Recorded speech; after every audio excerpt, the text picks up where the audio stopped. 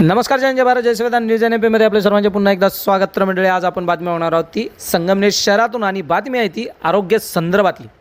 प्रेक्षकांनो, दीर्घकाळ अनियंत्रित राहणाऱ्या मधुमेहामुळे अर्थातच शुगर किडनीच्या कार्यक्षमतेवर गंभीर परिणाम होऊ शकतो. मात्र योग्य वेळी निदान आणि नियमित तपासणी केल्यास हा आजार रोखता येणे सहज शक्य आहे, असे प्रतिपादन संगमनेर येथील मेडिकवर हॉस्पिटलचे किडनी विकार, किडनी प्रत्यारोपण आणि डायलिसिस तज्ज्ञ डॉक्टर सागर हासे यांनी केले आहे. मेडिकवर हॉस्पिटलमध्ये पूर्णवेळ नेफ्रोलॉजिस्ट अँड ट्रान्सप्लांट फिजिशियन म्हणून कार्यरत असलेल्या डॉक्टर हासे यांनी डायबेटिक किडनी डिसीज, मधुमेहामुळे होणारा किडनीचा आजार या विषयावर रुग्णांना सविस्तर मार्गदर्शन केलेलं आहे. बघा, सविस्तर डायबेटिक किडनी डिसीजवर प्रभावी उपचार शक्य, वेळेवर निदान आणि नियमित तपासणी महत्त्वाची. डॉक्टर सागर हासे, आपलं आमच्या चॅनलवरती स्वागत. काय सविस्तर मांडणी करणार आणि रुग्णांना आपल्याकडून काय मार्गदर्शन होणार आहे? नमस्कार, मी doctor Sagar Anand Hase, consultant nephrologist and transplant physician, मूत्रपिंड विकार तज्ज्ञ आणि ट्रान्सप्लांट फिजिशियन. मी मेडिकल हॉस्पिटल फुल टाइम कार्यरत आहे. तर आपण आज डायबेटिक किडनी डिसीज या विषयावरती आपण थोडंसं बोलूया. तर डायबेटिक किडनी डिसीज म्हणजे काय? ज्या रुग्णांमध्ये मधुमेह दीर्घकाळ नियंत्रणात नसतो त्या रुग्णांमध्ये हा डायबेटिक किडनी डिसीज होण्याचे चान्सेस जास्त असतात. तर नेमकं डायबेटिक किडनी डिसीज म्हणजे काय? दीर्घकाळ शुगर नियंत्रण नसल्यामुळे किडनीची फिल्टरिंग कॅपॅसिटी कमी होते आणि जे आपल्या मूत्रपिंडाच्या काही स्मॉल ब्लड वेसल्स असतात त्यांचं फंक्शन थोडंसं कमी व्हायला सुरुवात होते. आणि दीर्घकाळ जर शुगर कंट्रोलमध्ये जर नसेल तर मग हळूहळू हे मूत्रपिंड निकामी होण्यास सुरुवात होते. तर आता किती कॉमन आहे डायबेटिक किडनी डिसीज? तर ऑलमोस्ट भारतामध्ये 30 ते 40% रुग्णांमध्ये हे डायबेटिक किडनी डिसीजचं प्रमाण आढळून येतं. तर आता याच्यामध्ये आपण लक्षणं काय दिसू शकतात? तर सुरुवातीला काही लक्षणं खूप कमी दिसतात किंवा लक्षणं नसतात सुद्धा. यासाठी वेळोवेळी रुग्णांनी येऊन तपासणी करणं गरजेचं असतं. आणि लॉंग टर्म, समजा खूप दीर्घकाळ जर शुगर आहे त्या रुग्णांमध्ये कोणते लक्षण आढळून येतात?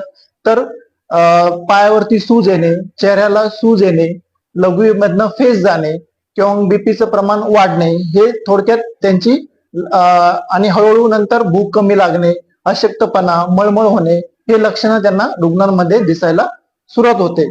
तर ते निदान कसं करायचं? डायबेटिक किडनी डिसीजचं आपण निदान कसं करायचं? त्याला खूप अशा सिंपल ब्लड टेस्ट आणि युरिन टेस्ट असतात. सिंपल म्हणजे युरिन मध्ये आपण युरिन अल्ब्युमिन चेक करतो, त्याची टेस्ट आहे युरिन अल्ब्युमिन क्रिएटिनिन रेशो. आणि ब्लड मध्ये आपण सिरम क्रिएटिनिन म्हणून एक तपासणी असते, ती चेक करतो. आणि EGFR या सिंपल टेस्ट आपण करून त्याचं निदान आपण करू शकतो. आणि आणखीन जर शुगरची तपासणी करायची असेल तर आपण HbA1c जी प्रत्येक आपण 3 महिन्याला आपण ती चेक करत असतो.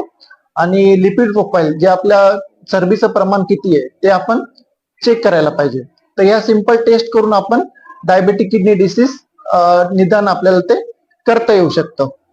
आता हे डायबेटिक किडनी डिसीज वरती आपण प्रिव्हेन्शन काय काय किंवा ट्रीटमेंट काय असते? तर प्रिव्हेन्शन म्हणजे सगळ्यात महत्वाचं म्हणजे साखरेचं प्रमाण अगदी नियंत्रणात ठेवणे. ठीक आहे. आणि दुसरं म्हणजे ब्लड प्रेशरचं प्रमाण ते नियंत्रणात ठेवणे, मिठाचं प्रमाण सुद्धा ते कमी ठेवणे.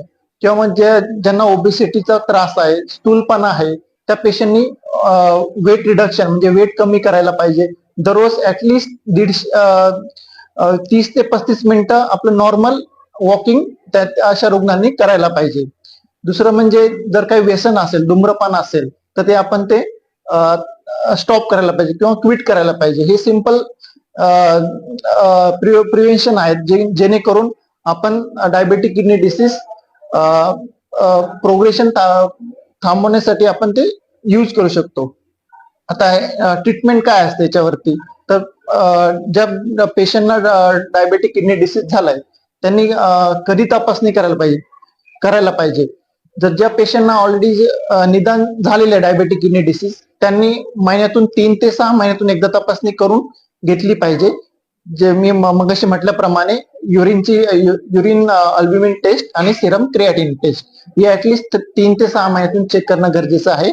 आणि ज्या पेशंटला निदान नाही झालेलं, ज्यांना लेटेस्ट म्हणजे शुगर डिटेक्ट झाले, त्या पेशंटने ऍटलिस्ट वर्षातून एकदा तरी हे तपासणी करून घेतलं पाहिजे, जेणेकरून योग्य वेळी जर निदान जर झाले तर आपल्याला ते जे डायबेटिक किडनी डिसीज आपल्याला तो प्रिव्हेंट करता येईल. किंवा मग ज्या पेशंटना ऑलरेडी डायबेटिक किडनी डेव्हलप झालाय पण योग्य वेळी निदान झालं आणि योग्य जर उपचार घेतले तर आपण ते रॅपिड प्रोग्रेशन ते आपण थांबवू शकतो.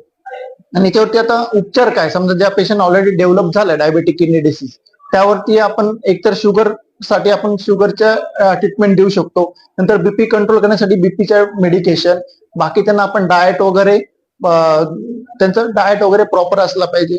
हे सगळे प्रॉपर ट्रीटमेंट जर घेतली तर आपण निश्चितच जे काही डायबेटिक किडनी डिसीज ज्या ऑलरेडी पेशंटला डेव्हलप झालेला आहे त्या पेशंटचं आपण रॅपिड प्रोग्रेशन थांबून त्यांना पुढे डायलिसिसची गरज पडणार नाही, किंवा मग ते डायलिसिस आपण दीर्घकाळ आपण थांबवू शकतो.